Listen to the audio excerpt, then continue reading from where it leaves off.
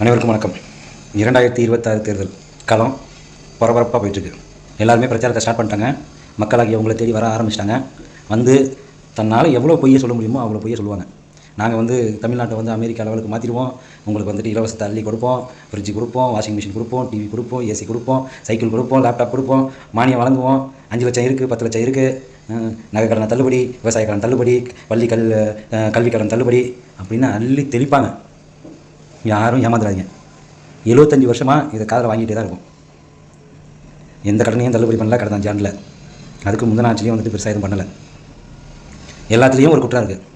அம்மா எப்படி இறந்தாங்க, அம்மா இடத்துல யார் உட்கார்ந்தா, இப்போ யார் இருக்கா, எல்லாமே கூட்டு சதி. ஓரம் கட்டினாங்க. பாஜக உள்ளே வந்துச்சு. இன்றைக்கி பாஜக நிர்ணயிக்கிறது தான் அரசியல், அதிமுகவோட அரசியல் களம்.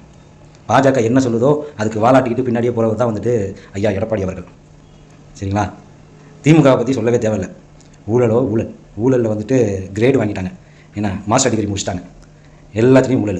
என்ன, அறநிலையத்துறையில் ஊழல், நீதிமன்றத்துறை ஊழல், சுகாதாரத்துறை ஊழல், கல்வித்துறை ஊழல், என்ன பெண்கள் கற்பழிப்பு கேஸு, லாக்அப் டெத்து, இந்த மாதிரி ஏகப்பட்டது சொல்லிகிட்டே போகலாம். அந்தளவுக்கு ஆட்சியில் பயங்கர சாதனைகளை படைச்சிருக்கிற ஒரு கட்சியாக மாறி இருக்குது. அப்படியே இங்கிட்டு வந்தால் அதிமுக இன்னும் அடுத்த 5 வருஷத்தை இதே மாதிரி தான் நடத்தும். ஆக நம்ம ஏமாந்தது போதும். மக்களாகிய நீங்கள் உங்களுக்கு பிடிச்ச கட்சிக்கு ஓட்டு போடுங்க அப்படின்னு சொல்ல மாட்டேன். நமக்காக ஒருத்தர் வந்திருக்கார். தமிழக வெற்றி கழகம் ஃப்ரெஷ்ஷாக வந்திருக்கார். நான் அவர் இப்படி மாற்றிடுவார் அப்படி மாற்றிடுவார் அப்படின்லாம் சொல்ல விரும்பலை. வாய்ப்பு கொடுங்க, அதை தான் நான் கேட்குறேன். ஒரு இளைஞர்கள் பட்டாளம் இருக்குது, ஒரு புது கட்சி, தளபதிக்கு வாய்ப்பு கொடுங்க.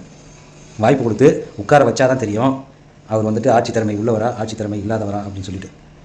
இதில் நாங்கள் இல்லை திமுக பயங்கர அனுபவசாலி கட்சி, அதிமுக அதோட அனுபவசாலி கட்சி அப்படின்னு சொன்னால், அனுபவங்கிறது கொள்ளடிக்கிறதையும் கொலை பண்ணுறதையும் தான் இருக்குது.